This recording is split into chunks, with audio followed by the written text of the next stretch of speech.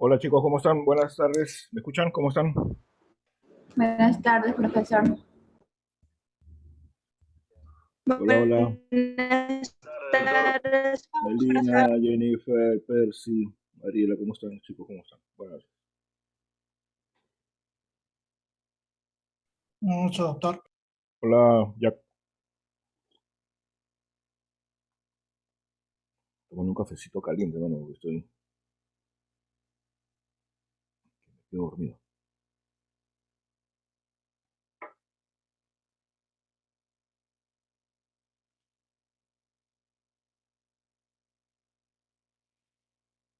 Mm.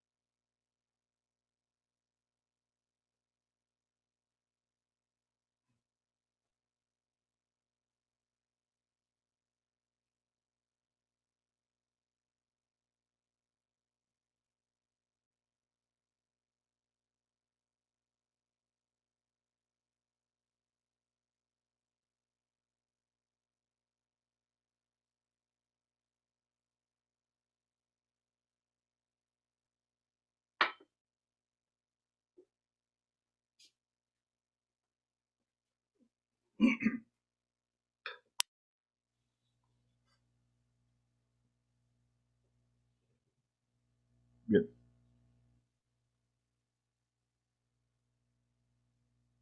A ver.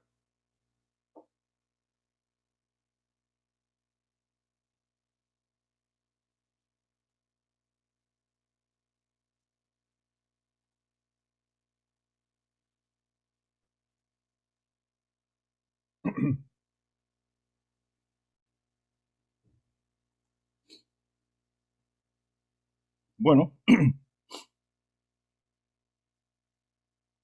y estamos ya de forma increíble en la semana número 10.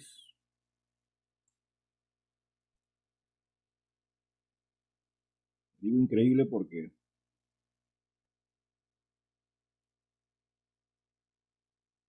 estamos ya a escasas semanas de terminar el curso, aproximadamente 5 semanas de clases y una de evaluación.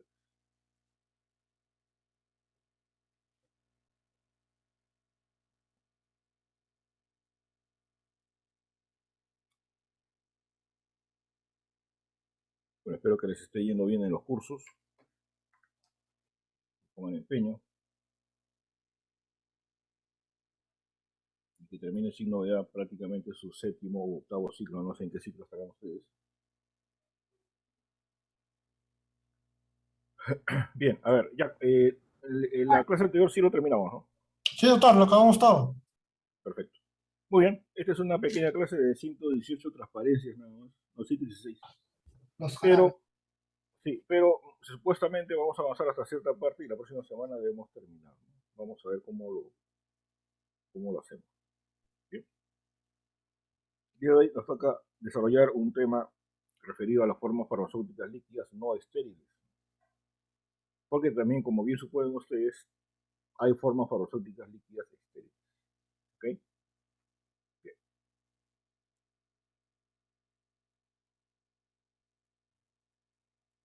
Muy bien. Como siempre, establecemos los objetivos de nuestra clase, ¿no? La idea es que al término de esta clase, al término de la sesión, ¿no? El alumno será capaz de tomar conocimiento de las principales formas farmacéuticas líquidas no estériles, no me faltó el líquido, disculpen, así como de las principales excipientes empleados para su elaboración, ¿no? Un poco es entrar en detalle, ¿no? Definir este término de formas farmacéuticas líquidas no estériles, ¿no? hablar de la clasificación que tienen ellos, ¿no? Diferenciarlas unas con otras, porque son varias, y entrar en detalle con respecto a qué excipientes se van a emplear en unas y en otras.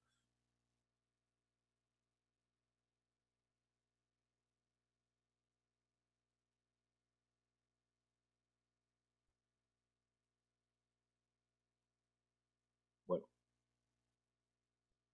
en primer lugar vamos a...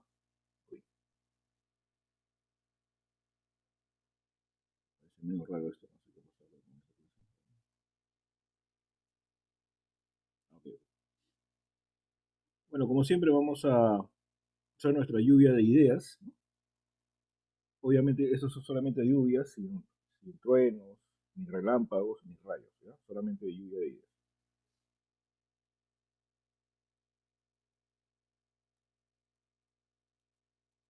Y esta vez nos vamos a centrar en algunas, y nos queremos hacer algunas interrogantes y queremos escuchar algunas intervenciones de parte de ustedes. Recuerden ustedes que todas las intervenciones son importantes, ¿no? Venimos tomando nota sobre cada una de ellas. Ya en las semanas anteriores han tomado uso la palabra Bársola, Carlos, ¿no? Condori, Palomino, Huanca, Leiva,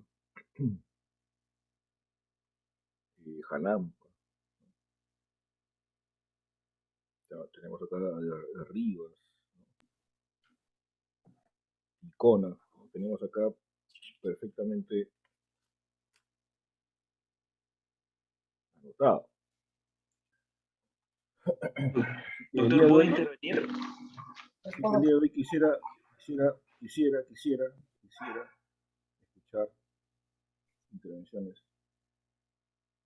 Doctor, saca la primera pregunta. Dice Sobre todo de los que no han intervenido, ¿no? Eso no quiere decir que los que han intervenido no pueden seguir interviniendo, ¿no? Pero me gustaría mucho escuchar a aquellos chicos que no han intervenido hasta ahora. Bien, entonces para las intervenciones mencionan primero su apellido y hacen la intervención. Ya, Vera García, doctor, buenas tardes. Vera. Sí. A ver. Bueno, doctor, como unos ejemplos de soluciones no estériles pueden ser las soluciones orales, que engloba jarabes, elixires, gotas. También puede haber soluciones tópicas y enemas. Ya.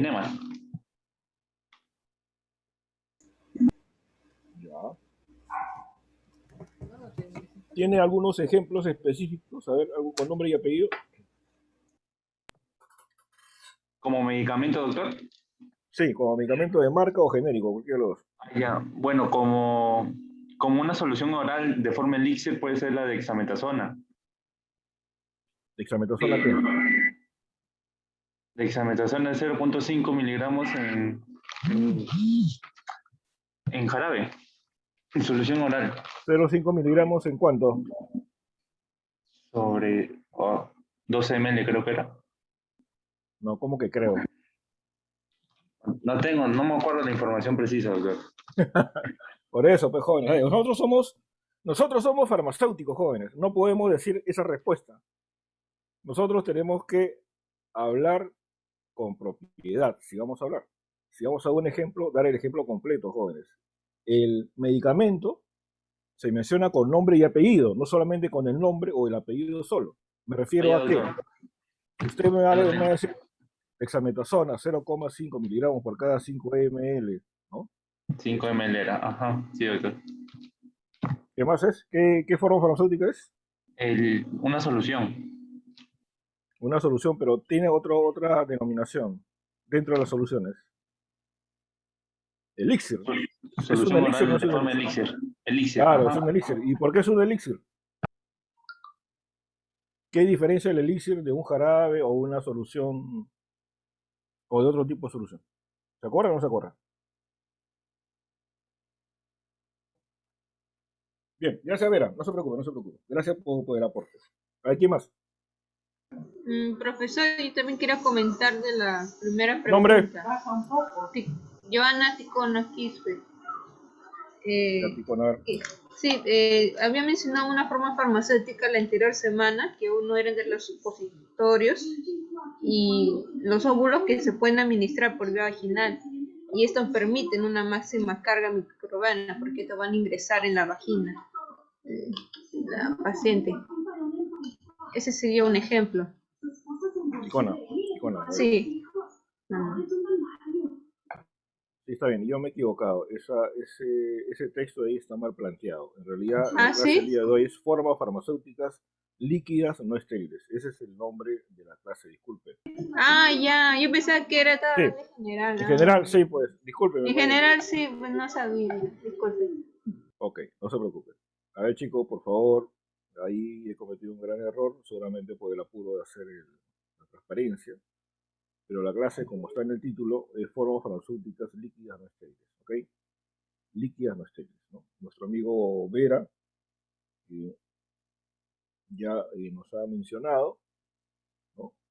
Ha mencionado algunos de ellos, ha mencionado algunos laxantes, elixires, soluciones, jarabes, etc. Ya he tratado de dar un ejemplo con respecto a la dexametasona 0,5 miligramos por cada 5 ml elixir, ¿no? O solución elixir. Bien. Bien, entonces entremos en eso. A ver, ¿qué otras formas farmacéuticas líquidas no estériles conocemos? ¿No? ¿Qué otras formas farmacéuticas líquidas no estériles podemos mencionar? ¿Okay? Las emulsiones, doctor. ¿Cuál es tu nombre? Almidón verde. Ya, almidón. A ver, ¿qué más? Emulsiones. Emulsiones líquidas, ¿no?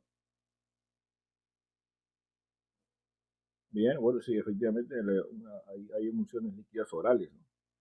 Sí, está bien. Está bien. Profesor, ¿pueden ser las oftámicas? Por supuesto, soluciones oftálmicas, por supuesto. Lo que ocurre es que estoy también preguntando que me dé algún ejemplo, ¿no? Algún ejemplo específico, ¿ok?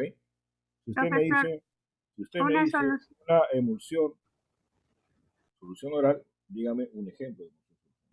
Profesor, buenas noches, Si usted me dice una gota oftálmica, dígame entonces un ejemplo de gota oftálmica, ¿ok?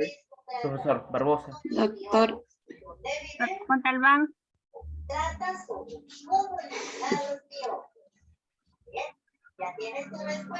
Montalbán, le escucho.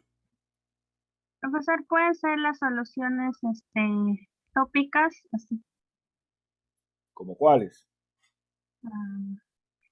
los spray, por ejemplo, el Indoflex, o puede ser, por ejemplo, el Cortiflex, creo que es solución tópica. Ya.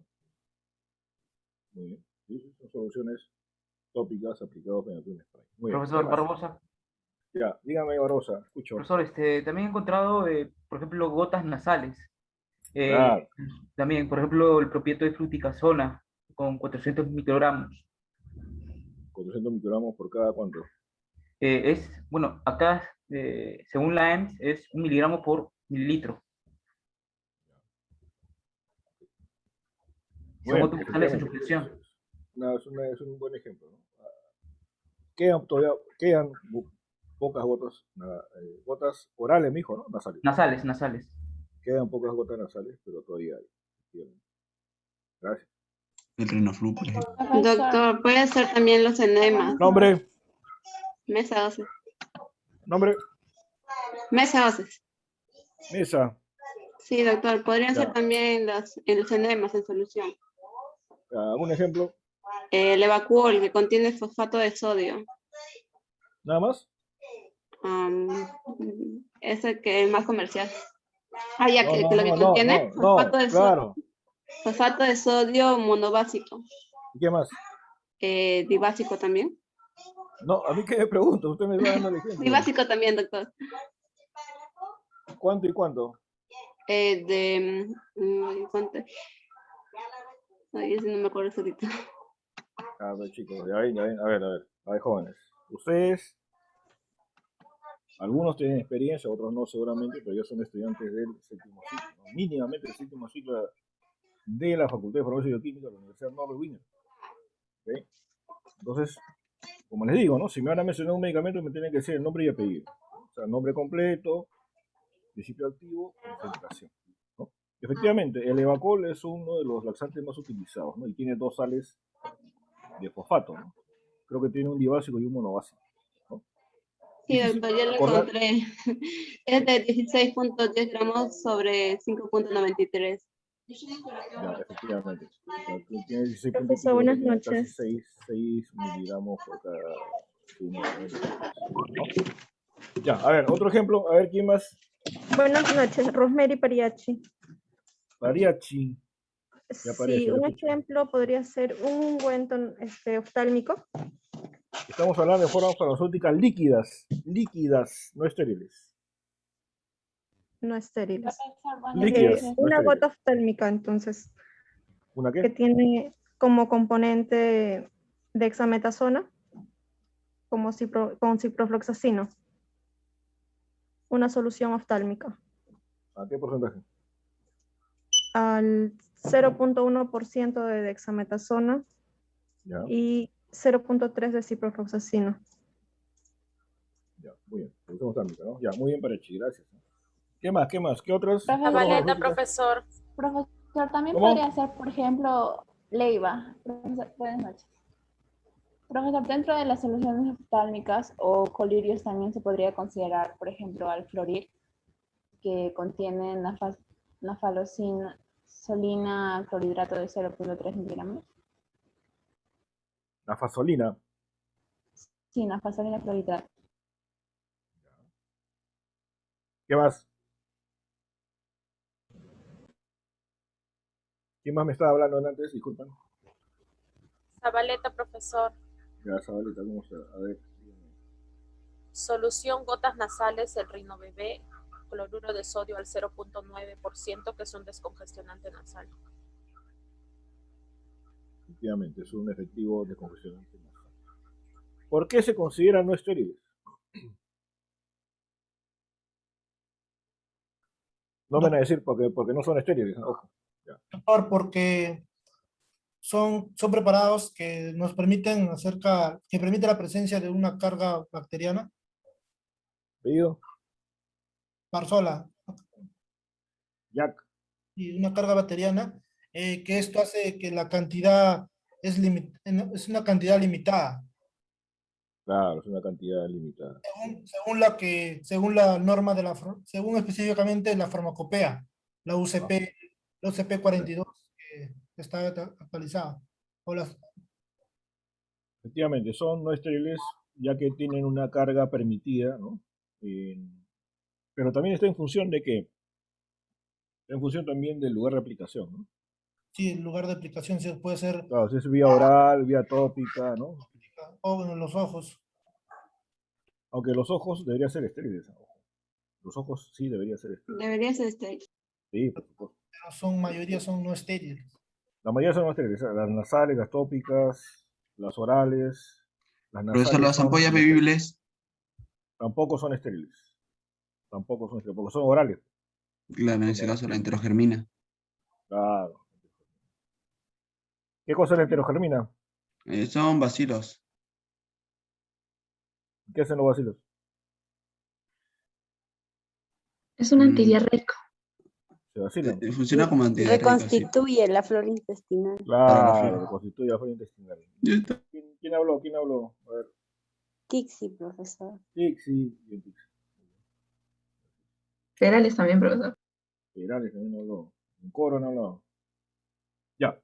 Bien, jóvenes. Ahora, ¿qué papel juega el químico farmacéutico en este tema? Profesor, Nosotros yo lo ¿qué dije. utilizamos? A ver, repita, pues. No lo escucho. No, ¿quién me dijo? Yo lo dije. Paucar. Ya, Pau, pero ok. Ya, ahora quiero que me contesten la última pregunta. ¿Qué papel juega el químico farmacéutico en este tema? En este caso, el químico farmacéutico va a ser responsable porque él va a verificar si se elabora correctamente el preparado estéril líquido. Por ejemplo, que tenga su correcta pureza, que tenga esterilidad, porque esto va a ser para que sea apropiado para el paciente. Claro, estamos hablando de no estériles, ¿eh? Ojo, no estériles. Sí, perdón, no estériles. Ya, a ver, el químico farmacéutico El expendio también. Tiene, claro, Profesor, de igual tiene, manera, tiene, son También en la responsables. dispensación. Almacenamiento. Ellos están desde la producción de estas formas farmacéuticas hasta la dispensación. más bien está de la formulación Sí, hasta la formulación. dispensación. Claro, es más amplio todavía digamos, el campo que tiene que cubrir debidamente el químico farmacéutico preparado, ¿no?, para esos temas. Sí, es amplio. ¿Su apellido Sí, cuál es? profesor. Leiva. Ticona. Y Leiva Leiva y también. Ticona, también me han hablado en Cora, me han hablado. Ya. Profesor, Bien, también el almacenamiento, ¿qué temperatura deben estar las formas? Igual la ¿el solución almacenamiento dónde? de los medicamentos, pues, o sea, ya por ejemplo cuando son las soluciones oftálmicas o las emulsiones, igual deben estar a una temperatura controlada, no Ya, mayor pero a 30 grados. ¿almacenamiento, pero en dónde? ¿En qué En lugar? el En la establecimiento. farmacia, en el La establecimiento farmacéutico, farmacia. Ah, ya sea establecimiento farmacéutico, farmacia o farmacia hospitalaria o, ¿tu o apellido cuál es? botica, ¿no? Montalbán. Profesor, también el control de calidad y la efectividad del producto. Claro, efectivamente, nada sale al mercado si es que no se aprueba el producto, ¿no? No, si es que no se analiza debidamente el producto, ¿no? Y se garantiza que el producto efectivamente tenga la eficacia, la seguridad, ¿no?, y la estabilidad requerida. Bien, joven, muchas gracias por sus aportes. Veo de que están pilas hoy día. Vamos, esperamos que esas pilas le duren hasta las 11 de la noche. Bien, vamos entonces a comenzar nuestra clase de teoría, ¿no?, teniendo en cuenta de que son 116 transparencias, pero el día de hoy haremos probablemente un poco más de la mitad y dejaremos el resto para la próxima semana, ¿no? Bien, vamos a avanzar sin no ganar la hora. Muy bien, entonces, bueno, lo que pasa es que acá adelante hay una que no tiene que ver, pero bueno, vamos a comenzar de acá. Bien, entonces, en general, se tratan de soluciones, ¿no? Formas farmacéuticas líquidas. Muchas de ellas son soluciones, ¿no? Y vamos a encontrar en la disyuntiva de tres casos, ¿no? En el caso cuando se mezclan varias sustancias que no reaccionan, pueden obtenerse tres tipos de resultados de una mezcla, ¿no? Una mezcla grosera, una dispersión coloidal y una solución verdadera. Vamos a ver cuál es la diferencia entre una y otra.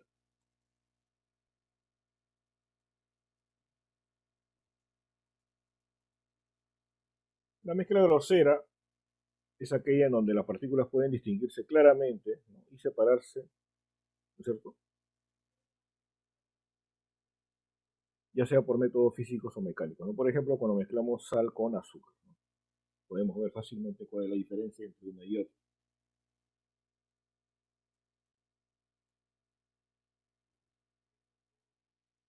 Ay, Dios mío, acá está un poco, ¿no? Bien, estamos hablando de las dispersiones coloidales, ¿no? El caso de una dispersión coloidal es el caso específico, por ejemplo, de arcilla en agua, ¿no? Es es una dispersión heterogénea, no se ve no se ve una fase homogénea, ¿no? Y el tamaño fino de la arcilla hace que se forma este tipo de dispersiones. Y luego vendrán las soluciones verdaderas, ¿no?, en el cual es un sistema totalmente homogéneo, ¿no? Generalmente el sólido, ¿no?, se disuelve completamente en un líquido, ¿no? Ahí podríamos hablar entonces de una solución verdadera.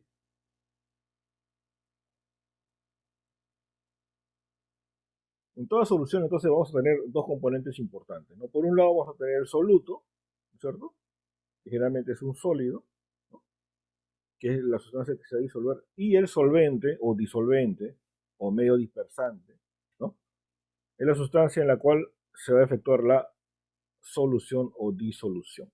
Entonces tenemos el soluto y el solvente, ¿no? El soluto se va a disolver en el solvente y vamos a obtener una solución verdadera, una sola fase, transparente, ¿no?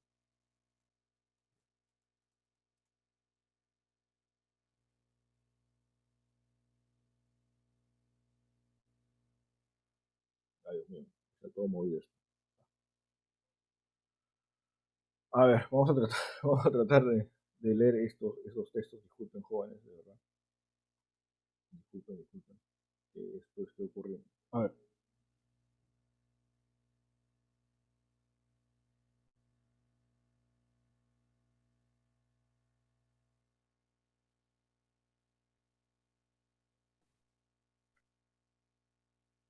Bueno, acá estamos tratando de hablar de los denominados solventes inertes, ¿no?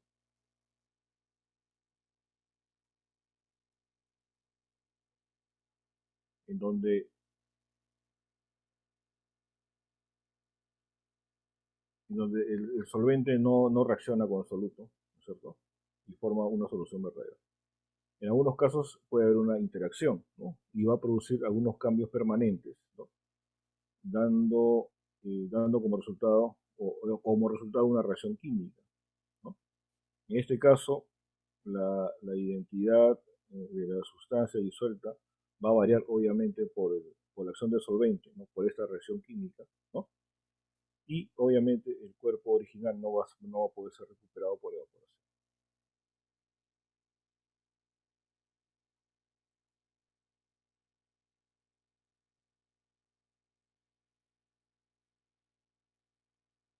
En algunos casos hablamos de ciertos solventes llamados reactivos, ¿no? Estos solventes generalmente están constituidos por ácidos, ¿no? O por bases, ¿cierto? Como conocemos acá en todo laboratorio, vamos a tener estos reactivos, ¿no?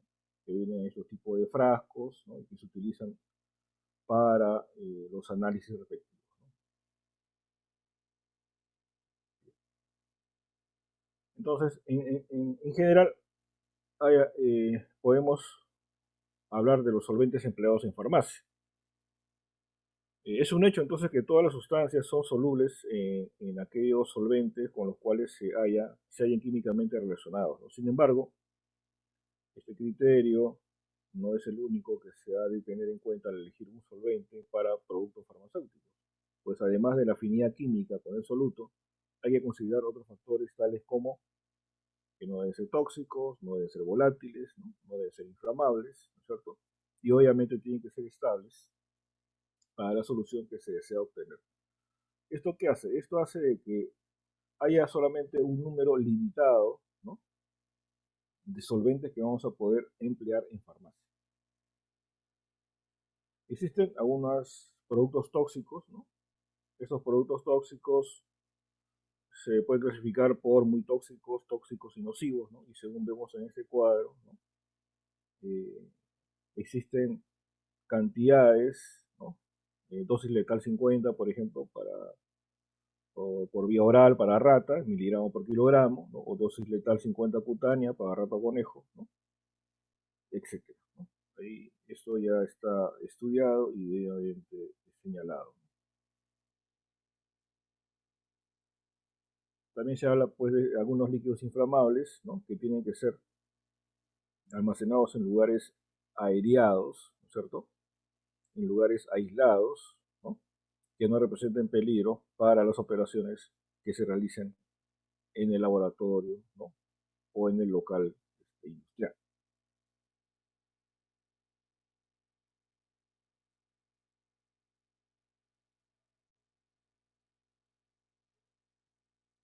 Tenemos también las llamadas sustancias inflamables, ¿no? Y a su vez vamos a tener tres categorías: inflamable, fácilmente inflamable y extremadamente inflamable, ¿no? Para ello se establecen los llamados puntos de inflamación, ¿no? Por ejemplo, los inflamables menor o igual a 21, perdón, mayor o igual a 21 o menor o igual a 55, ¿no? Igualmente los fácilmente inflamables, cuyo punto de inflamación es menor a 21, ¿no? y los extremadamente inflamables que están pues por debajo de 0 grados centígrados.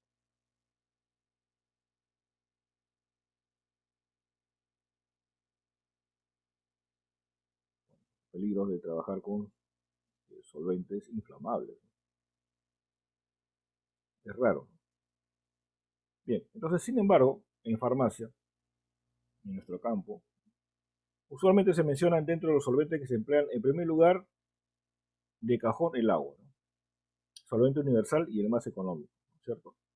Saben ustedes muy bien que la calidad de agua para ser empleado en farmacia debe ser agua purificada. Luego tenemos, entre los que se emplean en mayor cantidad, en segundo lugar tenemos el alcohol etílico absoluto, el alcohol isopropílico, tenemos glicerina, propilenglicol, tetraetílico, acetona, cloroformo, tetracloruro de carbono, benceno, sulfuro de carbono, ¿no? Y, por ejemplo, debido a las cantidades que se emplean usualmente en el alcohol etílico, por ejemplo, ¿no? Se emplean estos recipientes bastante grandes, donde pueden venir pues fácilmente 20, 30 o 40 galones de alcohol etílico, ¿no? Que es lo que a veces se utiliza en la fabricación de algunas soluciones.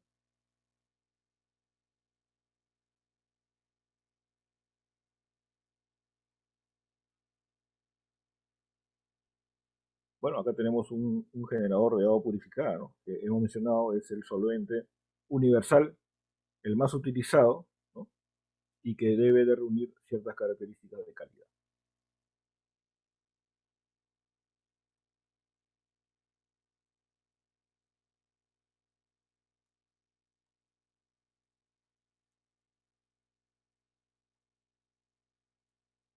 Para ello, pues, se tiene instalaciones de diametizaladas, ¿no? Totalmente de acero inoxidable, ¿no? A fin de cuidar la calidad del agua producida.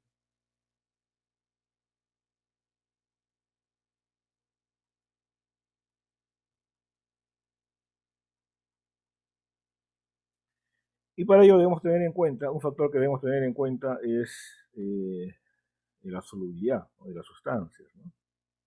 Generalmente cuando se quiere elaborar o se quiere formular una forma farmacéutica líquida, sea estéril o no estéril, lo primero que se tiene que tener en cuenta es la solubilidad de las sustancias, ¿no? Es decir, asegurarnos de que el soluto o los sólidos que vamos a emplear en la elaboración de un medicamento, ¿no? Sean solubles en los solventes que pretendemos utilizar, ¿cierto? Si no son solubles, bueno, probablemente pretendamos no elaborar, digamos, una solución, pero sí posiblemente una suspensión. Entonces hay que tener en cuenta ese tema de la solubilidad. Cada sustancia, cada sólido tiene una solubilidad específica, ¿no? Cada sustancia tiene una solubilidad específica en solventes, ¿no? Por ejemplo, tenemos, no sé, el paracetamol pues será soluble en agua, un poco soluble en alcohol, ¿no? Difícilmente soluble en acetona, ¿no? Algo así. Pero existen tablas de solubilidad que puede uno recurrir a buscar información, ¿no? Y tener la certeza de que en el momento de elaborar un jarabe, una solución, una suspensión, ¿no? Un elixir, tengamos la seguridad de que se van a disolver los solutos, si es que eso es lo que pretendemos.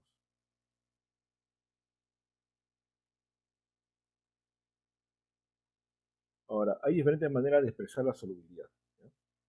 Por ejemplo, solubilidad se puede expresar como el número de gramos de soluto que se disuelven en 100 gramos de solvente, o sea, en porcentaje, ¿no? Soluble al 1%, entonces 1 gramo en 100 gramos de solvente, ¿no? Su solubilidad es o el 1% en agua, quiere decir que es 1 gramo de soluto que se disuelve en 100 gramos de agua. También como el número de centímetros cúbicos de solvente necesarios para disolver 1 gramo de soluto.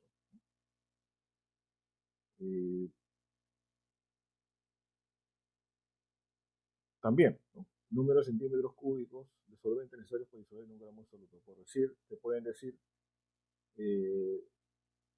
usted requiere 300 centímetros cúbicos o 300 mililitros de agua para disolver 1 gramo, ¿no? de metformina, por ejemplo. También es una manera correcta de explicar la solubilidad. esto se va a encontrar en la OSP. También se puede expresar la solubilidad como el porcentaje de soluto en peso, ¿no? O sea, peso en peso. Es decir, el número de gramos de soluto en 100 gramos de solución saturada. Bien, esa es otra manera de expresar la solubilidad. También se expresa como el porcentaje de soluto en volumen, es decir, peso-volumen. Es decir, el número de gramos de soluto que se puede disolver en 100 centímetros cúbicos de una solución saturada. Es peso-volumen. También se puede expresar como molaridad. Y sabemos que la molaridad indica el número de moléculas de soluto o la fracción de estas contenidas en un litro de solución saturada, ¿no? Es la molaridad.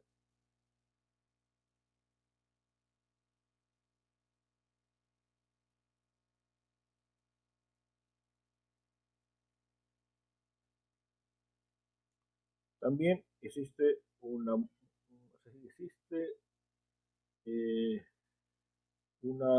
otra manera de expresar la solubilidad denominada términos generales, es decir, cuando la solubilidad exacta es desconocida, se utilizan términos generales que son descriptivos por sí. Por ejemplo,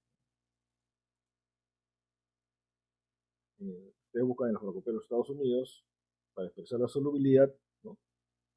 Muchas veces las sustancias están definidas con términos descriptivos, ¿no? Por decir, escasamente soluble, ¿no? O sea, esta sustancia es escasamente soluble. ¿Qué quiere decir? Que se disuelve 30 partes, de 30 a 100 partes de solvente en una parte de soluto. Esa es la manera de interpretar. Por ejemplo, es prácticamente insoluble. Quiere decir que más de 10.000 partes de solvente para que se disuelva una parte de soluto. Es prácticamente insoluble. O, cuando se trata de muy soluble, menos de una parte de solvente para disolver una parte de soluto, ¿no? Ese es un término descriptivo para poder describir la solubilidad de las sustancias.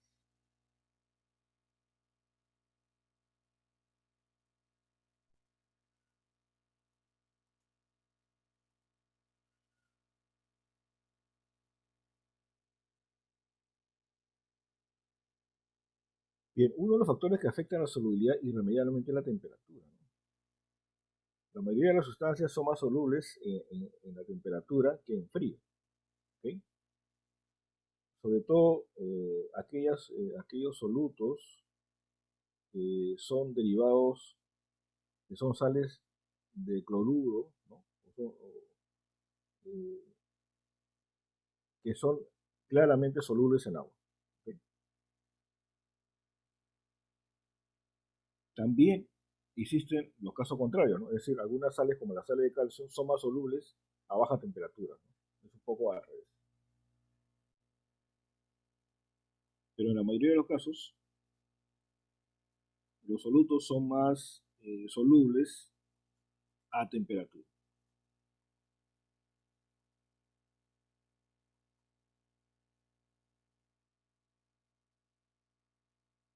Bien, entonces, un factor que afecta la solubilidad, hemos dicho, en primer lugar, la temperatura. El otro factor que altera la solubilidad es el tamaño del sólido, ¿no? O la subdivisión del sólido, ¿no? ¿Cierto? Eso de las partículas. Obviamente, mientras las partículas sean más finas, ¿no? Más rápidamente se van a disolver, ¿no? Más fácilmente se va a disolver. Más fácilmente el sólido va a entrar en contacto con el líquido y se va a disolver más fácilmente, ¿no? Eso es, mientras más fino sea la sustancia o soluto.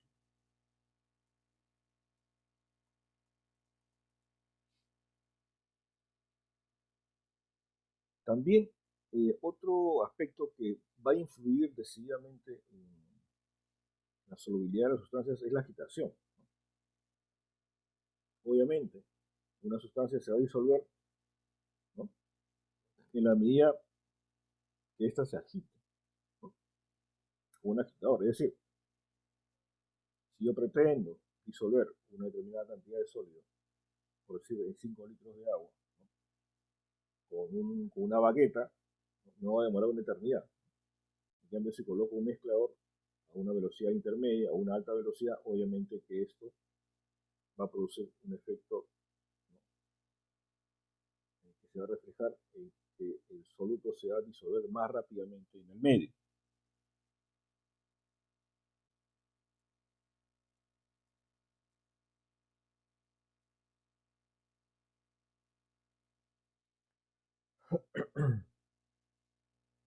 Aunque tenemos algunos equipos que se utilizan en la industria, ¿no?, justamente para hacer soluciones, para hacer jarabes, por ejemplo, ¿no? Usualmente se utilizan equipos de acero inoxidable, provistos de estos tanques, están enchaquetados, ¿no? Es decir, por la parte externa hay una doble chaqueta, a través de la cual en ese espacio vacío pasa vapor, ¿no?, vapor de agua, que hace que se caliente todo lo que hay en el interior del tanque, ¿cierto? Por ejemplo, cuando queremos fabricar un jarabe, lo primero que tenemos que hacer es prácticamente hervir el agua, ¿no? Una vez que el agua está casi hirviendo, se incorpora recién el azúcar, ¿no? Y por acción de la temperatura y de la agitación que tenemos que aplicar, ¿no?, es que se puede fabricar un jarabe convenientemente. Algunas sustancias tienen la tendencia a formar grumos, ¿no?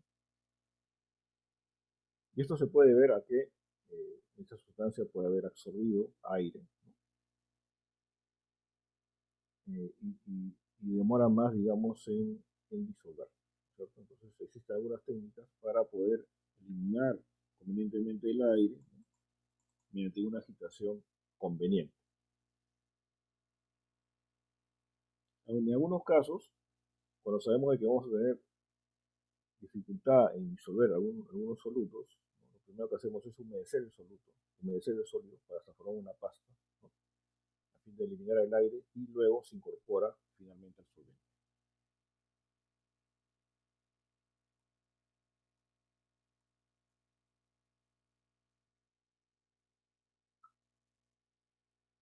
Existen varios criterios para clasificar las soluciones, ¿ya? Estas soluciones se han clasificado de diferentes puntos de vista. Por ejemplo, existe una clasificación por el tamaño de la partícula, existe una clasificación por la concentración del soluto, o existe una clasificación por la vía de administración.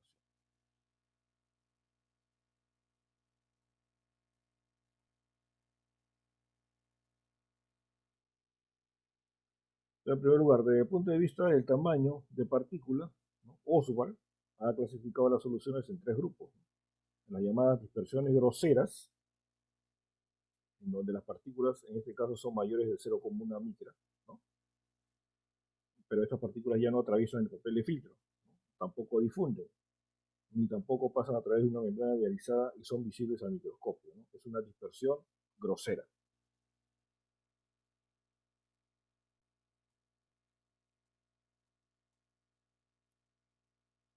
Las partículas, miren ustedes la forma que tienen las partículas.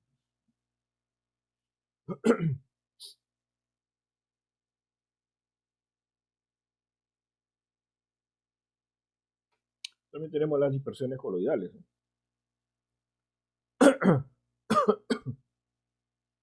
En este caso, el tamaño de partícula va desde 1 milimicrón a 0,1 micra.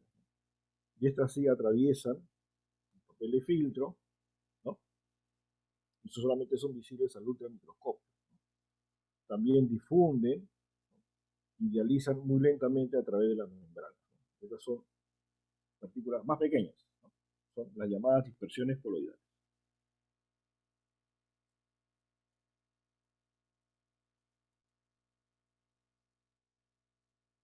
Finalmente tenemos las dispersiones moleculares o verdaderas, ¿no? En estas soluciones el tamaño de la partícula es menor que 1 milimicrón, ¿no?, y atraviesa el papel de filtro, ¿no? Las partículas son prácticamente invisibles al microscopio, al ultramicroscopio, difunden y atraviesan rápidamente la membrana, ¿no?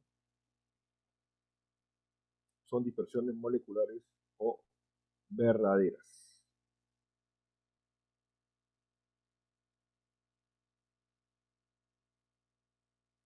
soluto, solvente y la solución.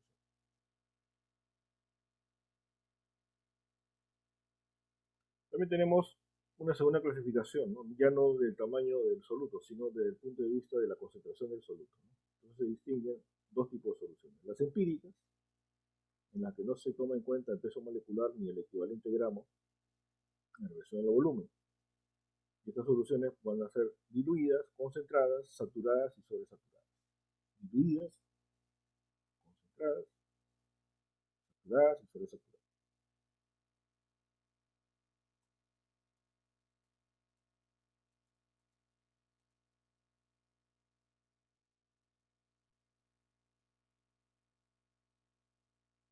Entonces, si tenemos un soluto y le agregamos al agua, lo que vamos a obtener en primer lugar es una solución diluida.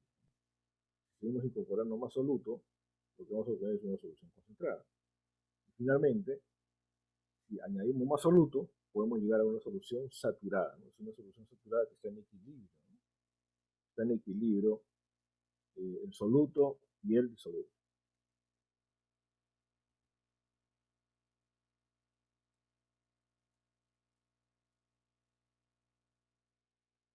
También tenemos las llamadas soluciones valoradas, ¿no?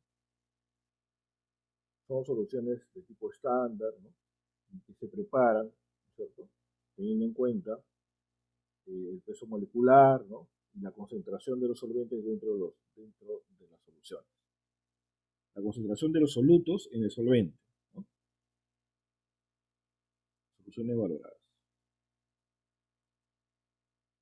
Estas soluciones valoradas pueden ser en primer lugar las denominadas soluciones normales. 0,1 normal, 5 normal, 1 normal. ¿Qué equivale? Una solución normal equivale al equivalente gramo en peso disuelto en cantidad suficiente de solvente para hacer 1 litro o 1000 centímetros cúbicos de solución. Es decir, determinan ustedes cuál es el equivalente gramo del soluto, ¿no es cierto? Y esa cantidad se disuelve en 1 litro, ¿no? Y esa es una solución 1 normal. ¿Ok? El equivalente gramo.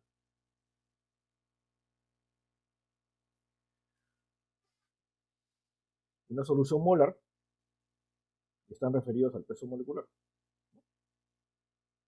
Es decir, es el peso molecular expresado en gramos disuelto en 1 litro, ¿cierto? Esta es una solución 1 molar. Eso lo recuerdan ustedes perfectamente. Peso molecular expresado en gramos disuelto en 1 litro de agua. Es 1 molar. Y también tenemos las soluciones molales, ¿no?, que son aquellas que contienen el peso molecular de soluto, ¿cierto?, disuelto en 1000 gramos de solvente, ¿no? 1000 gramos de solvente, no en 1000 centímetros cúbicos, ¿no?, o 1000 mililitros, sino en 1000 gramos, ¿no? A eso se le llama molal, solución molal.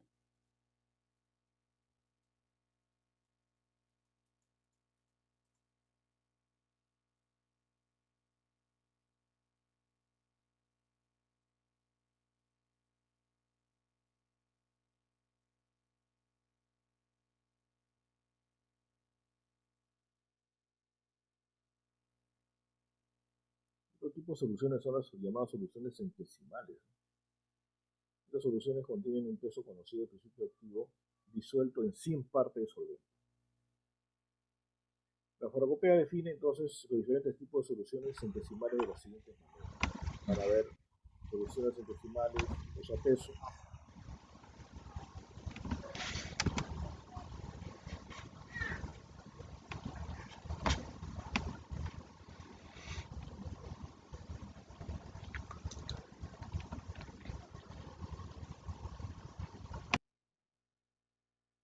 Hay soluciones centesimales peso a peso, ¿no?, la cual expresan el número de gramos de sustancia activa en 100 gramos de solución, ¿no? Peso a peso. Gramos de sustancia en 100 gramos de solución. Hay otras soluciones centesimales expresadas en peso volumen, es decir, gramos de sustancia activa en 100 centímetros cúbicos de solución, ¿no?, o 100 mililitros de solución. Es peso volumen.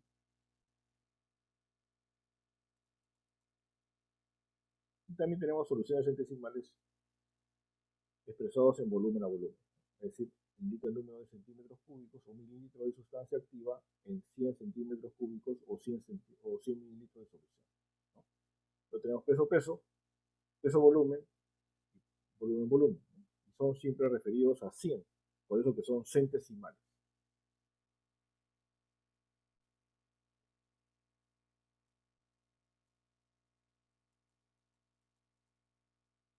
Una tercera clasificación es desde el punto de vista de administración de las soluciones. Y acá entramos hasta allá nosotros, ¿ya? Se va a poder clasificar de la siguiente manera. Tenemos las soluciones para administración por vía oral, ¿no?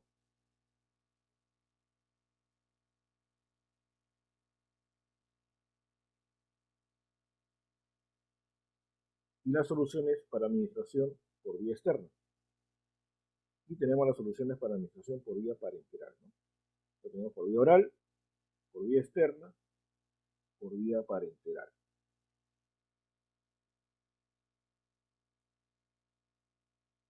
Bien, el primer grupo, la de vía oral, es lo más numeroso. Y tenemos a su vez de dos tipos, ¿no? Por vía oral. Soluciones con vehículo acuoso, en donde el vehículo en mayor cantidad presente es el agua, y con vehículo no acuoso, ¿no? Es decir, puede haber mucha presencia de alcohol o de otros solventes. Dentro de las soluciones para administración por vía oral, tenemos las soluciones con vehículo acuoso, ¿no? Tenemos lo que conocemos usualmente, los jarabes, los mucílagos, jaleas, tenemos las magmas, los geles, las suspensiones y las infusiones.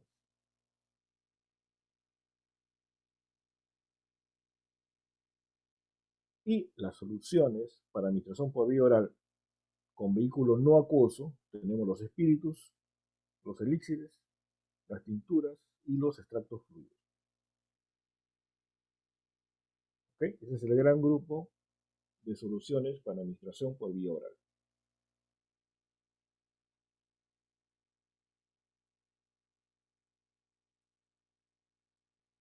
También tenemos en un segundo grupo, como hemos mencionado, aquellas soluciones para administración por vía externa.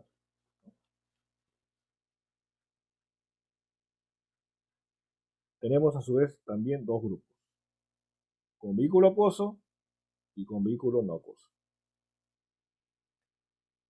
Por vehículo acuoso tenemos las duchas, los enemas, los gargarismos, los lavados, las soluciones oftálmicas, nasales y las lociones, ¿ya? Por vía externa. Y aquellas soluciones con vehículo no acuoso tenemos los colodiones, los gliceritos, las inhalaciones y las pulverizaciones, ¿no? Para vía externa con vehículo no acuoso.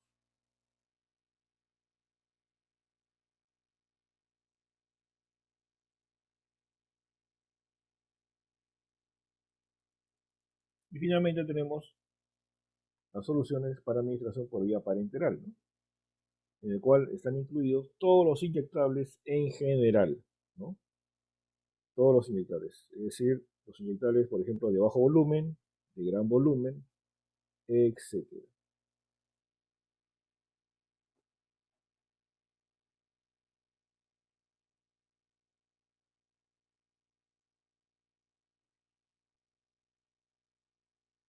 Comenzaremos entonces por las preparaciones acuosas, que son las que más conocemos nosotros, ¿no?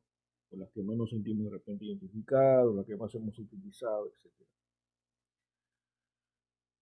Un gran número de preparaciones líquidas entonces emplean el agua como vehículo, ¿no? Y la mayoría de estas el agua actúa como solvente del principio activo o del aromatizante, ¿no? En otras preparaciones, el agua funciona como vehículo para suspender, ¿no? Sustancias insolubles, es decir, como se trata de una suspensión, ¿no? Y así provee una forma conveniente de administrar o aplicar. Es decir, acá tenemos dos casos, ¿no? Cuando el principio activo es soluble, se forma una solución, ¿no? Un jarabe. Pero cuando el principio activo no es soluble, se forma una suspensión, ¿no? Tiene que estar acompañado de otros componentes para ayudar a que estas partículas queden suspendidas convenientemente para poder ser administradas al paciente. Obviamente, se tiene que acompañar con algunas sustancias, ¿no? Porque en general el agua no tiene sabor, no es irritante, no tiene actividad farmacológica, ¿no es cierto? Y lo hace obviamente el solvente ideal para este tipo de forma farmacéutica. Ya saben ustedes los cuidados que hay que tener para la obtención de agua purificada, ¿no? Que debe reunir ciertas especificaciones indicadas en nuestra farmacopea.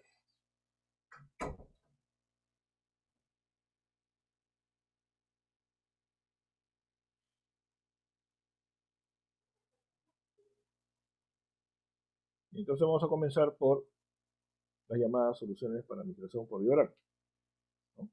Dentro de ellas vamos a encontrar cuando las soluciones tienen vehículo acuoso, ¿no? Y en primer lugar vamos a encontrar los llamados jarabes. ¿Por qué se llaman jarabes? ¿Qué es lo que diferencia los jarabes de una solución? Obviamente es la presencia de un azúcar, ¿no? Cuando hablamos de un azúcar, usualmente el azúcar que más se utiliza para la preparación de un jarabe es la sacarosa, ¿no? Y el agua, ¿cierto? O también podemos utilizar algunos solventes que acompañan al agua y al azúcar, ¿no? Como puede ser la glicerina, el propilenglicol, el sorbitol, que son líquidos, ¿no? Y que cada uno de ellos le va a aportar una característica al jarabe, ¿no? Ya sea en viscosidad, ya sea en sabor, ¿no? Etc.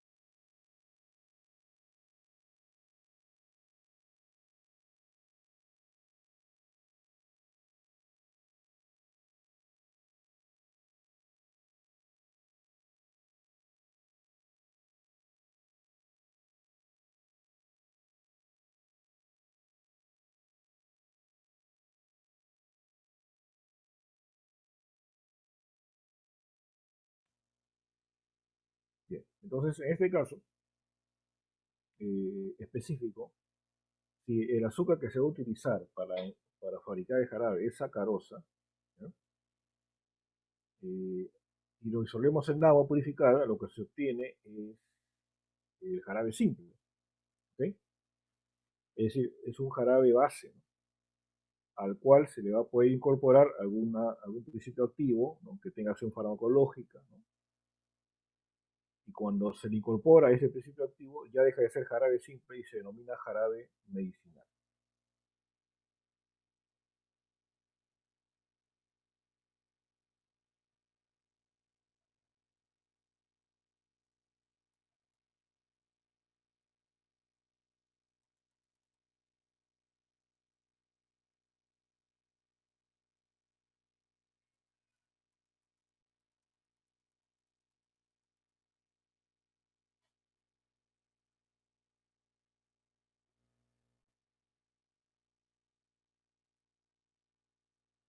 Incluso, saben ustedes muy bien que este jarabe simple es embotellado y vendido también para hacer coctelería, ¿no? Para hacer algunos Bebidas tragos. alcohólicas. Claro, coctelería, ¿no? Es una manera más elegante de decir bebidas alcohólicas. Ese jarabe simple, es decir, solamente tiene sacarosa y agua.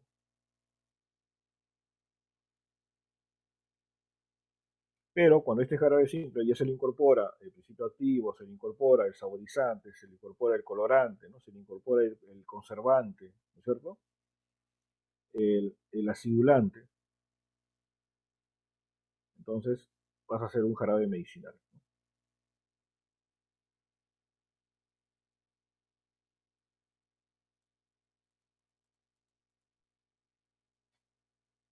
Bien, en términos generales se dice pues de que hay que escoger perfectamente la calidad de la sacarosa que vamos a emplear, ¿no?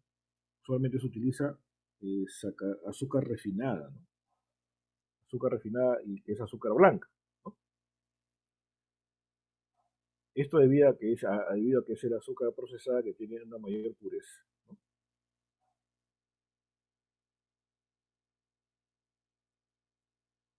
Y debemos guardar muchos cuidados durante la elaboración del jarabe. Por ejemplo, debemos utilizar, pues, obviamente, recipientes completamente limpios, ¿no? Sanitizados previamente, ¿no? Para justamente evitar que se contaminen, porque el jarabe, es decir, el agua con azúcar, es un medio que fácilmente se puede contaminar.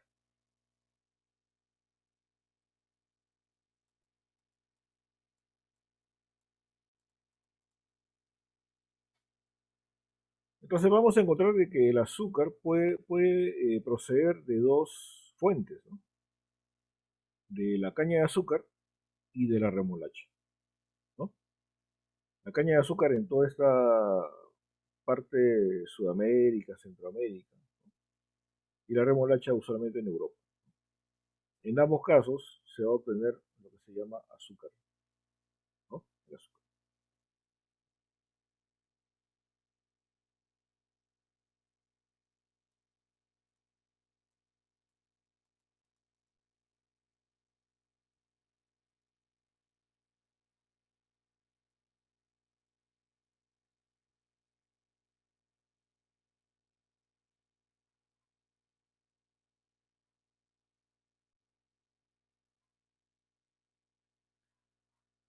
Y el hecho puede utilizar la remolacha, como indica este texto, pues no nace pues de la necesidad de tener cada vez más el azúcar como edulcorante doméstico, ¿no?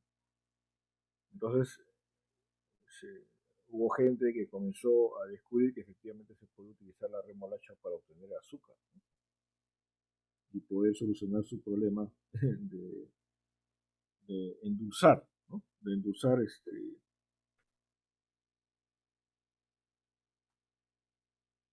muchos productos, ¿no? Muchos alimentos, ¿cierto? De tal manera que esto llegó pues a llevar a la industrialización de la remolacha.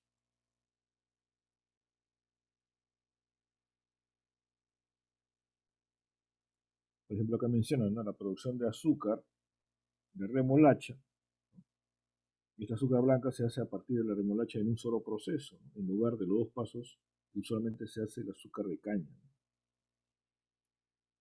Y acá habla de una serie de características, como la cosecha, ¿no? En qué meses es la cosecha, en qué estación, como la extracción, ¿no? Cómo es el proceso, ¿cierto? Como es la cocción, etc.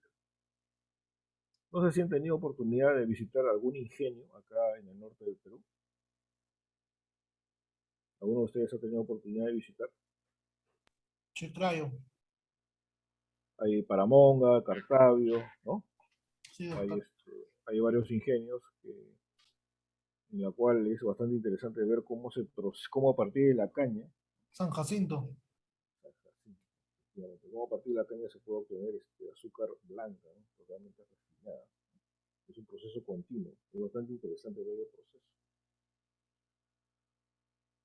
Ya que una vez que se embolsan los granos de azúcar dentro de, más de la redundancia, ya sea de bolsa de papel o bolsa de plástico,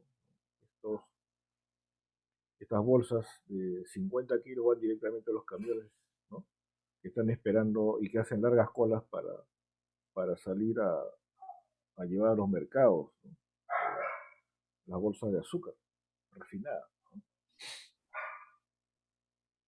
Pero Bueno, también dígame. se trae azúcar importado, doctor. Sí, pues lamentablemente es así. Hay mucha azúcar colombiana, por ejemplo, que se trae, ¿no? Incluso hasta americana, me parece haber visto.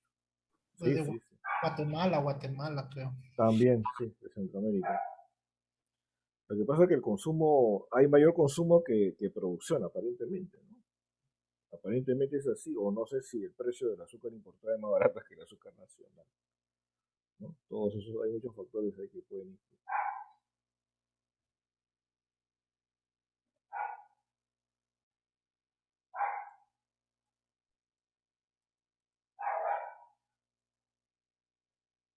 Acá tengo una breve descripción de la caña de azúcar, por ejemplo, que es un poco más con lo que nos podemos nosotros identificar, ¿no? A partir de los cañaverales, ¿no es cierto? Se transportan las cañas a través de una mesa de alimentación, ¿no es cierto? Se llevan al trapiche, donde se separa el jugo del bagazo, ¿no? El bagazo sirve para fabricar papel, ¿no es cierto? Mientras que el jugo es el que sigue el proceso, ¿no? Una torre de sulfitación, ¿no? Se trata con cal en un tanque de encalado. Luego existe el proceso de decantado, existe el proceso de evaporación, ¿no? Hay un cocimiento, hay un cristalizador y el empleo de centrífuga. De tal manera de obtener un azúcar crudo de exportación, ¿no? Y bueno, ahí se coloca dentro de vagones previamente pesados, ¿no es cierto? Por acción de agua caliente en un tanque de refundición. Esto pasa a un clarificador y continúa el tratamiento a través de filtros, ¿no? Pasa a un evaporador, nuevamente existen recipientes de cocimiento, cristalizador, nuevamente centrifugación, ¿no? Y para obtener lo que se llama el azúcar extra, ¿no? O sea, ya azúcar doblemente refinado, ¿no? Finalmente se lleva el azúcar a secar y se coloca en bolsas.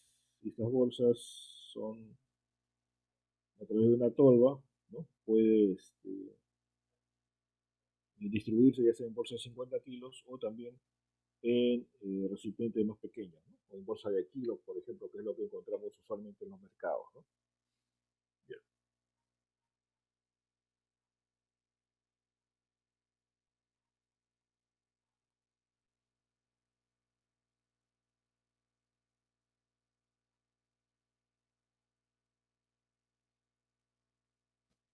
Efectivamente, lo que se menciona acá es muy cierto, ¿no? El azúcar es no sé, llamarlo un alimento, ¿no? Que se consume en todo el mundo y que ha tenido un importante papel en el desarrollo industrial y comercial de muchos países, ¿no? Sobre todo los que pueden cultivar tanto la remolacha como la caña de azúcar. Acá, bueno, acá ya se describe brevemente cada uno de los procesos que se inicia en la cosecha. Acá, bueno, acá se habla de la preparación del terreno, antes de la siembra de la caña. Y hay que esperar que la planta madure, dice entre 12 a 14 meses. Imagínense ustedes, ¿no?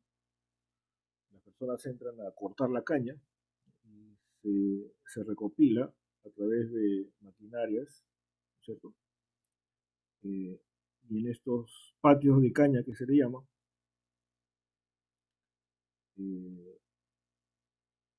se puede determinar las características de la calidad de la caña, ¿no? Para justamente obtener la calidad de azúcar deseada, ¿cierto? Se pesan las básculas, o sea, las balanzas, se pueden almacenar temporalmente, ¿no? Luego pasan a un proceso de lavado para dirigir hacia una banda conductora que alimenta las picadoras. Como su mismo nombre lo indica, ¿no? La caña es picada a través de cuchillas que giran, cortan los tallos y los convierten en astillas, de tal manera de darles un tamaño más o menos uniforme para facilitar la extracción del jugo, ¿no? En los molinos. Entonces, estas cañas que están ya cortadas de un tamaño más o menos regular llegan a los molinos. En cada uno de ellos existen unas masas metálicas, ¿no? mediante las cuales mediante presión extraen el jugo de la caña. Obviamente que estos equipos trabajan a turbinas de alta presión. Se extrae al máximo la sacarosa en todo caso, ¿no? Se procede a un lavado de la caña a través de agua caliente. Este proceso se llama maceración. El bagazo, es decir, el sobrante, se conduce a la bagacera para el secado y luego se va a las calderas como combustible, por ejemplo, ¿no? Y sirve justamente para alimentar con vapor a las turbinas de los molinos. Este jugo es pesado, ¿no? Se pesa en balanzas, ¿no es cierto?, para saber la cantidad de jugo de sacarosa que se extrae, que entra en la fábrica. Y este jugo tiene que, en primer lugar, clarificarse, ¿no? Este jugo tiene un pH ácido y se le incorpora la llamada lechada de cal, la cual hace que el pH se eleve. También la cal nos va a ayudar a precipitar las impurezas orgánicas e inorgánicas que vienen junto con el jugo. Se eleva la temperatura del jugo mediante un sistema de tubos calentadores, ¿no?, a fin de clarificar el jugo por sedimentación. Los sólidos que son no azúcares se precipitan en forma de lodo, mientras que el jugo claro queda en la parte superior. Este jugo sobrante se envía antes de ser eliminado, ¿no?, al campo para hacer el mejoramiento de los suelos con materia orgánica. Luego se produce la evaporación, y así se evapora el agua del jugo.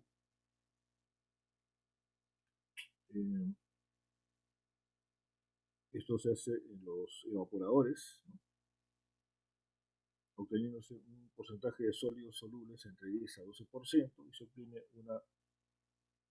obtiene un jarabe con una concentración aproximada de 55 a 60% de sólidos solubles.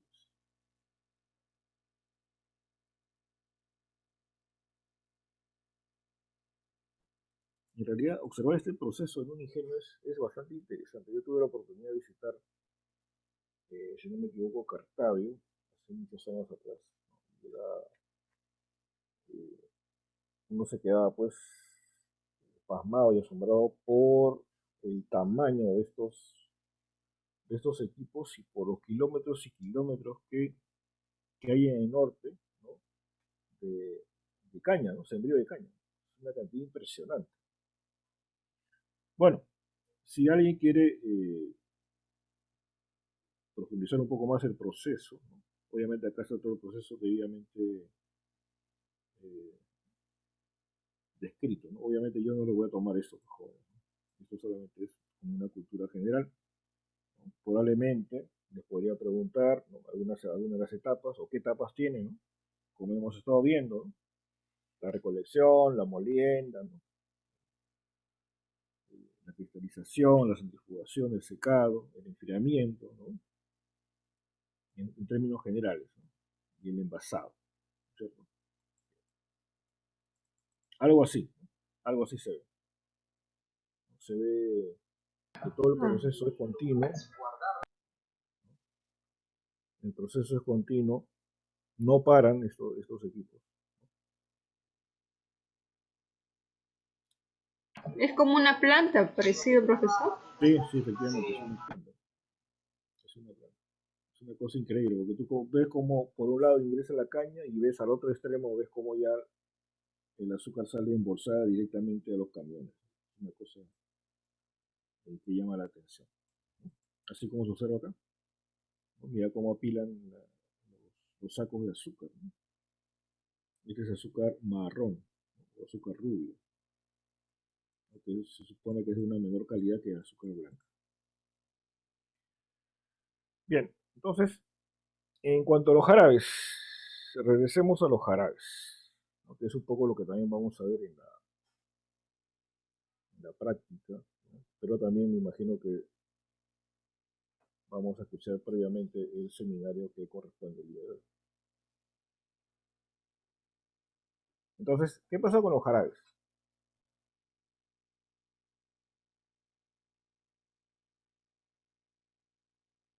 El jarabe, hemos dicho, se forma a partir de la sacarosa con el agua purificada. Y existe, según la farmacopea, una cantidad de sacarosa para una cantidad de agua, ¿no?, para obtener 1 litro de jarabe. ¿Okay? ¿Qué ocurre?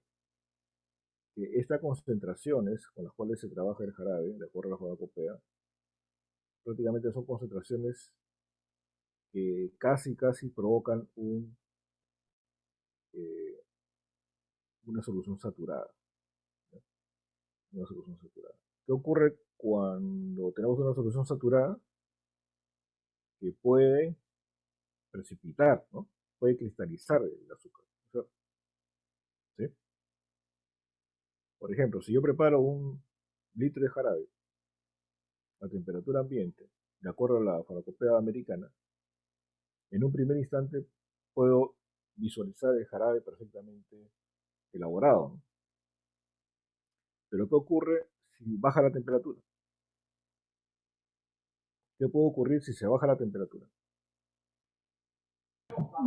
Se congela, se queda como estado sólido. No es que se congele. Recuerden ustedes que uno de los factores que altera la solubilidad es la temperatura, ¿no? Entonces, si elevamos la temperatura, la mayoría de sustancias elevan su solubilidad, o sea, se solubilizan más fácilmente. Pero, en caso contrario, cuando se reduce la temperatura, ¿no? Muchos sólidos tienen problemas de solubilidad, o sea, pierden solubilidad, ¿no? Entonces, en este caso, precipita el azúcar, ¿no? Por eso que se denomina, se dice ahí, puede dar lugar a cristalización por cambio de temperatura. Es decir, si enfriamos ese jarabe y si se encuentra a una concentración saturada, puede dar origen a cristalización.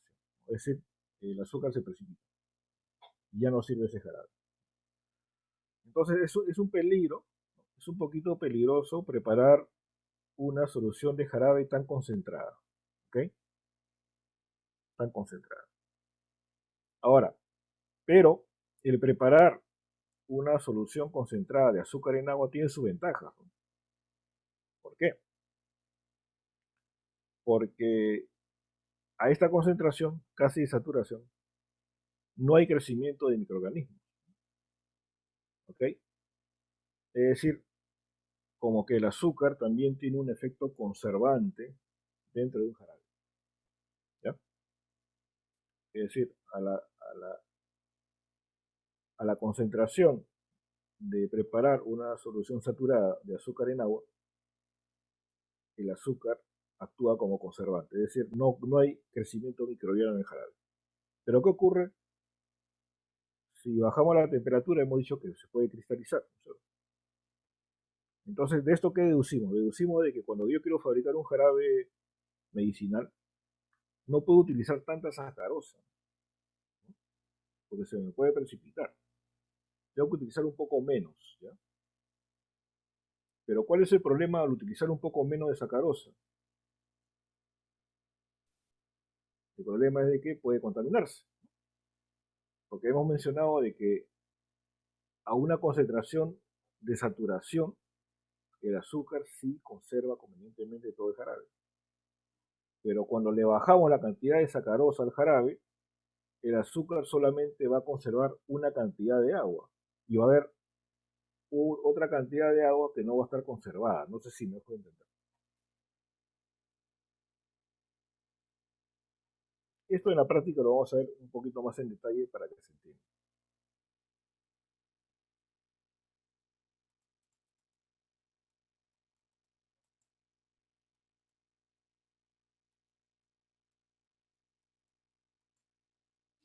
Tenemos también otro problema cuando el jarabe se calienta demasiado, ¿ya?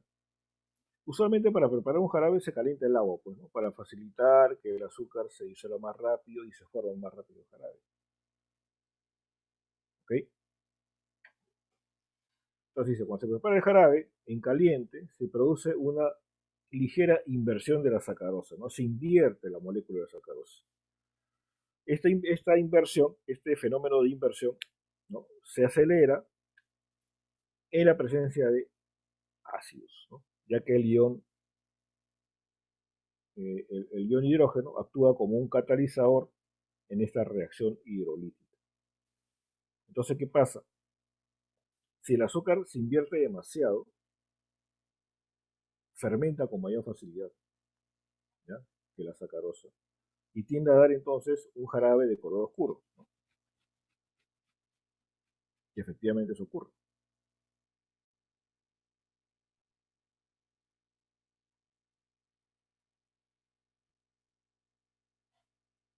Es decir, se oscurece, ¿no? Si es que calentamos demasiado el jarabe. Sin embargo, los azúcares que se han reducido, como la dextrosa y la levulosa, son de gran importancia para evitar la oxidación de otras sustancias, ¿no? O sea, si bien es cierto, podemos sacrificar el aspecto, porque ya no va a ser un jarabe de color ámbar, amarillo, bonito, sino va a ser un jarabe oscuro, ¿no? Los azúcares que se han formado por la inversión de la sacarosa, que es la dextrosa y la levulosa, van a actuar como antioxidantes, ¿no? de algunas otras sustancias.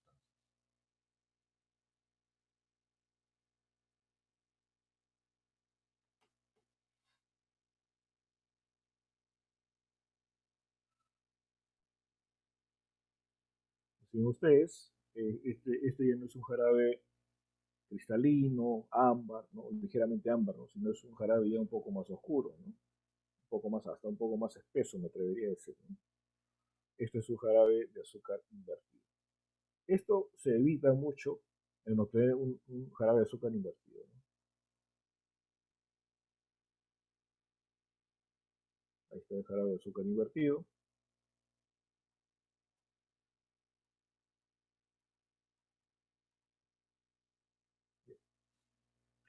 ¿Qué ocurre? Que cuando se invierte la sacarosa, lo que se forma es lebulosa. Y esta lebulosa que se forma es más dulce que la sacarosa. En consecuencia, el jarabe resultante es más dulce, ¿no? que el jarabe original. ¿Por qué? Porque el poder edulcorante de la lebulosa, de la sacarosa y de la dextrosa están en la siguiente relación: 173 de lebulosa, 100 de sacarosa y 74 de dextrosa, ¿no? Entonces, si comparamos el poder edulcorante de la lebulosa y de la dextrosa, de acuerdo a esta relación, ¿qué se puede deducir? Se deduce que la dextrosa es menos dulce que el azúcar, pero que la lebulosa es mucho más dulce que la sacarosa, ¿no? Casi el doble, ¿no? Casi el doble. Por lo tanto, el azúcar invertida es 1,23 veces más dulce que la sacarosa.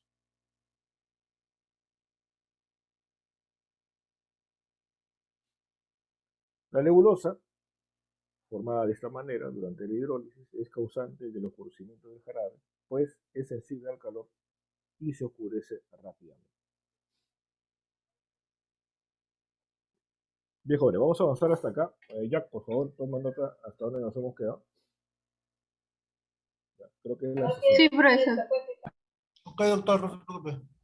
Ya, vamos a pasar lista. Vamos a tratar de pasar lista.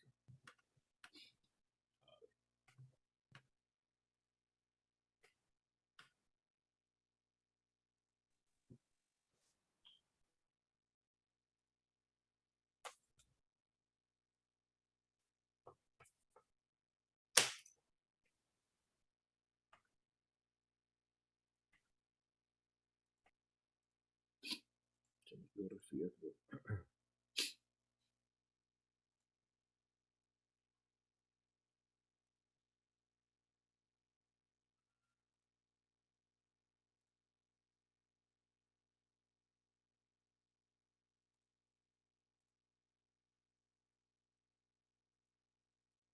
Bien, va contestando, por favor, ¿ya?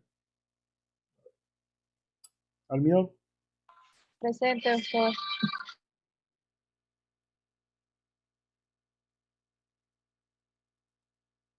Altamirano, Presente, doctor. Stokuri, Presente, profesor. Barbosa, Presente, doctor. Bárzola, Presente, doctor. Carlos, Presente, Carlos Díaz, profesor. Corpuna, Corpuna presente, profesor. Ciara. Presente, profesor. Chilingano. Presente, profesor. Deistre.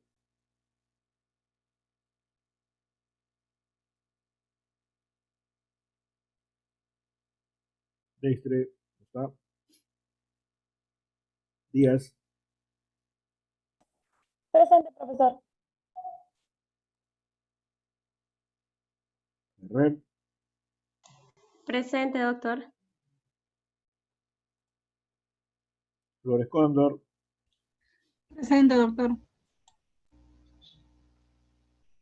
Flores Valerio. No está. García. Presente, profesor. Gil. Presente, profesor. Huanca. Presente, profesor Huanca Choque. Canampa. Presente, profesor Canampa. Leiva. Presente, profesor Leiva. Mamani. Mamani, doctor, presente. Bien. Márquez. Presente, profesor. Medina. Palomino, presente, doctor. Medina. Presente, Palomino, doctor. Medina. Mesa. Presente, profesor. Montalbán. Presente, profesor Montalbán. Ñáñez. Presente, profesor Ñáñez. Ortiz.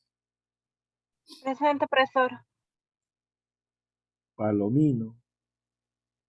Disculpa, profesor, escucha a Palomino. Disculpa, Palomino presente.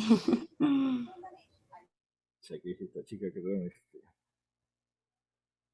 qué tal entusiasmo por decir presente. A ver, Pariachi. Presente, profesor.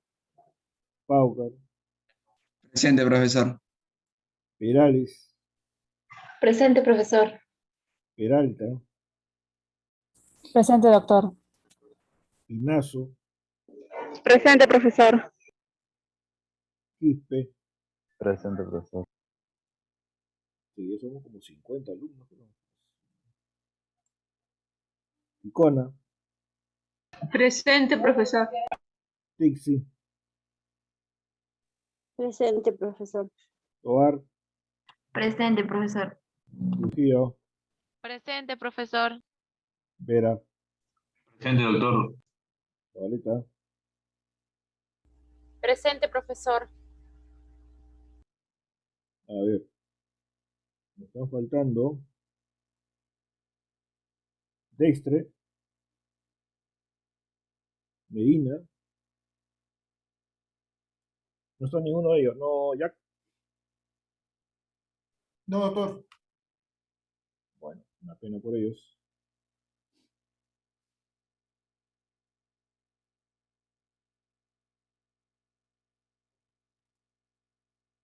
Pues chicos, ahora nos conectamos para el aula de práctica, ¿ya? Por favor. Está bien, profesor, gracias. Acá Andrea recién te leo, discúlpame. Ya pues chicos, nos vemos entonces en el aula de práctica, ¿ya? Bien, ahí nos vemos.